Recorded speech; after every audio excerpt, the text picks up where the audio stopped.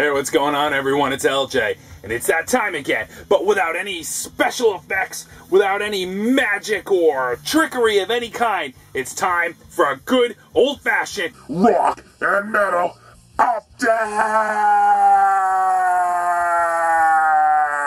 It is indeed that time again, and here is another stack of finds that have come in over the past 6 days to 6 months. Stuff that's just now found its way onto the turntable, and I've just been digging the hell out of. Let's get started.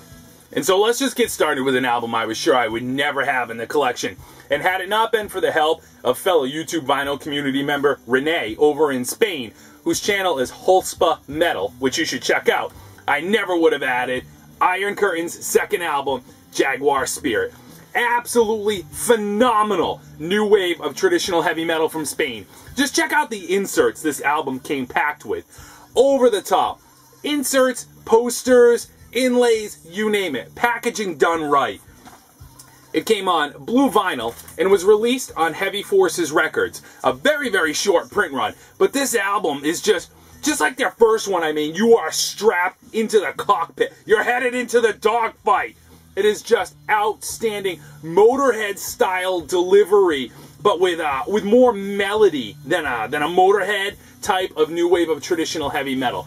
Absolutely phenomenal. An amazing album, and one it took my breath away to finally see it spinning on the turntable. So now let's swing away from new wave of traditional heavy metal and back to the good old new wave of British heavy metal. And here was a hole in my collection, and that is the 1980 release from Samson, and that's Head On. And many of you know already, this was Bruce Dickinson's band before he joined Iron Maiden. Oh, but the Maiden connections don't stop there, because the drummer for this band, Thunderstick, and that's Thunderstick there, was the drummer for Iron Maiden before Iron Maiden made a record.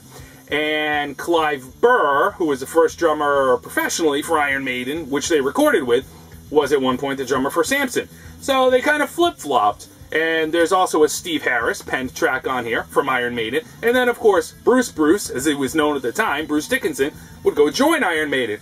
So let's just resolve that. A lot of the new wave of British heavy metal bands were pretty friendly and probably sleeping in the same flat back in 79, 80. But this is just, it's amazing. You know, a lot of new wave of British heavy metal bands at the time didn't release full albums. There was actually only very few that really did. There was a lot of singles out there. So, to release a full-length album was something pretty special. The drumming from Thunderstick is amazing. Just pure new wave of British heavy metal. Drums, snare hits. Bruce's vocals you can easily hear where he would take off in Iron Maiden. And it really is Paul Samson on guitar that steals the show on this one. Absolutely steals the show. So many licks, you'll quickly find your way to the center of a Tootsie Roll Pop. So we may as well stay with the new wave of British heavy metal and let the Maiden connections just keep coming. Here's a 1982 release from a band called Trust, and the name of the album is Savage. This is another UK import, and a phenomenal album. Heavy for 82. It's got that Scorpions Accept kind of vibe going through it. But one thing I want you to see is back here on the drum kit, that is in fact Nico McBrain, who would then go and join Iron Maiden. But that meant Clive Burr in Iron Maiden would be out of a job. No worry, because he found a home right here in Trust. The Maiden circle just continues. Phenomenal album, Bon Scott-like vocals, and the album actually closes with an epitaph to Bon Scott. Bon would have just passed, not within the last year or two. Absolutely outstanding album, and if I understand correctly, there was a French version of this same album released the year before, so this is the English translation version. And to their credit, you really can't tell. It just sounds like the album, which is amazing. Another one that I wasn't sure would ever make it into the collection. It took a while to track down, and it was well worth it. The 2012 debut EP from Canada's new wave of traditional heavy metal band, Action. Another one that was packed to the gills with inserts. This is just full of 80s feel and fun. The band is made up of ex-members of Skullfist, a couple of them anyways, and it's just got those soaring high vocals, those killer leads. Everything that made heavy metal great back in the day is what this band is all about, and truly one of Canada's leading new wave of traditional heavy metal acts. Plugging up a hole in the Testament collection, here's the Back on Black release of Testament's Live in London. recorded around, I think it was 2005. This was the first time that the whole original lineup had been together on stage in London in a decade, or since 1992, as Alex Skolnick had left and had been gone from the band for quite a while. And in my opinion, while he was gone, Testament just was not the same. This is ear-splitting, chest-thumping, manic Testament energy. Testament energy. They do have one drummer filling in for the original drummer, Louis Clemente, throughout about half the set. From what I understand, Louis actually hadn't played a set since leaving Testament, so he had about 10 years worth of dust on him. But when he does come back in, about halfway through the set, man, does he just pound it home. The entire album rips, and this is one I had been eyeing for a long time. Phenomenal sound, phenomenal production, and the first 5 classic Testament albums on full display with tons of energy live in London. This was an amazing album. One that I've had for a little while now, but I was still pretty tardy on picking up, is the 2012 new album from Angel Witch. The 4th new album in 25 years. You got a pretty good gig when you can do something like that. But Angel Witch had made a couple of missteps. The spell book has reopened. More classic new wave of British heavy metal from Angel Witch. Angel Witch is pretty legendary in new wave of British heavy metal circles, coming straight from the original classic, much-loved debut album, which this is. And this is an original UK pressing on bronze. A phenomenal album. So to live up to that was never going to be easy, and the couple albums that followed really didn't. This is newly recorded. You have the original singer on vocals with 2 new members who I believe really had no professional credits to their name at that point.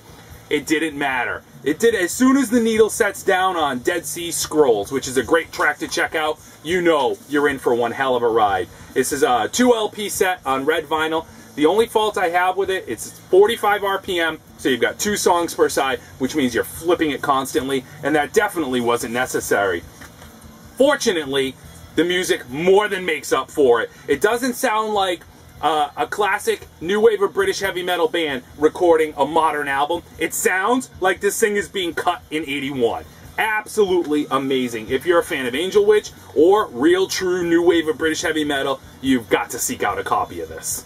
Some more knife-edged, hard-hitting new wave of British heavy metal, Stampede. This is the official bootleg from 1982, although the back credits it as being the Mildenhall and Reading tapes. Any way you slice it, this is phenomenal. So you've got that sharp-cutting new wave of British heavy metal with some elements of like UFO mixed in, which make a phenomenal listen. I wasn't overly familiar with Stampede, but doing my own research and reading while listening to it, from what I understand, there was another EP and a full-length that followed this, and then it was quits for the band, which is too bad. This is a UK import, which had pretty cool custom labels on it, original pressing, and it sounds absolutely phenomenal. Heavy for 1982, a great album. So now we can jump forward about 7 years into something a little more modern, and that is the debut EP from Little Caesar, and this is called Name Your Poison. This was another hole in the collection. Little Caesar wasn't around for very long back in the day. They were an LA 5-piece, and they kind of got lumped into that whole hair metal scene. They were released on Metal Blade, and this is a 4-song EP, which is absolutely fantastic. Little Caesar, they were just a victim for me of bad timing. You come out in 1989, and you look and you sound like this, you're all those bands. But in actuality, they're one of the standouts, kind of like a Cinderella or a Kingdom Come. They were just infinitely more talented than the hair metal bucket they got shoved into. Completely unfair and absolutely wonderful, wonderful album. Here we go, the debut LP from the Chilean new wave of traditional heavy metal band, Axe Battler. An album I wasn't sure I was going to roll the dice on, but man am I glad I did. From the second the needle sat down on this, another album, packed to the brim with extras, with inserts, with a poster. Just well done. Another Heavy Forces release, much like Iron Curtain. And if you can't tell by the cover, it's an album that's rooted firmly in Greek mythology. And to boot, holy Power Slave era Iron Maiden vibe running right throughout this entire album. Not so much that you'd call it a clone, not at all. But if you dig Power Slave era Iron Maiden, just by way of comparison, you would absolutely love this album. Phenomenal songs, just blazing dual lead guitar attack. some really huge imagination. And for our first album out of the gates, you couldn't ask for much more. This is another album I was really just amped to find and finally add to the collection. And that is the first true, proper, original, official release, geez, that was one hell of an intro, of Dokken's first album, Breaking the Chains. Now, we all are familiar with a different cover from this, and that's because it was later released after the 1981 issue in 1983 by Elektra. And that album has a different running order, different tracks, different production, different song titles, and rumor has it, a different bass player. Now, if you listen to George Lynch, regardless of who's credited playing bass on that album, he says it's Peter Baltes from Accept. I say it doesn't matter, because I actually like this version a lot better than the 83 Elektra version. It's just more raw, more real, more Dokken. And the album itself is actually credited, if you look at the label, not to Dokken, but to Don Dokken. Which is kind of funny, because on the cover, the intention obviously was always that Dokken is a band. But not on the label, and I don't know if you'll be able to see this, but not on the spine. This was a Don Dokken release. Absolutely fantastic. It's one that's not really tricky to find. It's definitely still out there, but turning up a copy in really, really nice shape, which it took a long time to do, but it's well worth tracking down. Another one that I was over the moon when I came face to face with and had to grab it. Such a limited release, so unfair. 500 copies worldwide of King Diamond's Give Me Your Soul, Please. Yup, that is traditionally King Diamond. But fortunately, those huge falsettos are actually kept to a minimal on this album. It's pretty restrained. It's got tons of creepy atmosphere that you'd expect from King Diamond. A stable lineup as far as King Diamond goes, and Andy LaRocque absolutely shines on guitar on this album.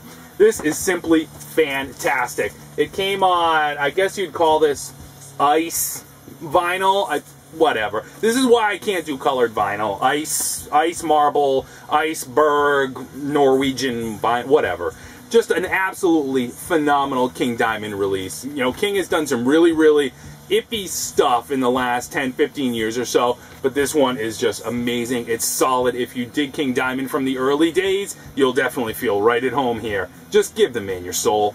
Getting ready to round things out with only a few more. Here's 1988's Cacophony, and this was released on Shrapnel Records. And this has Jason Becker and Marty Friedman, who had just come from the band Hawaii and the state Hawaii, and will go on to join Megadeth together on one album. So you know straight away you've got Guitar Hero Part 77.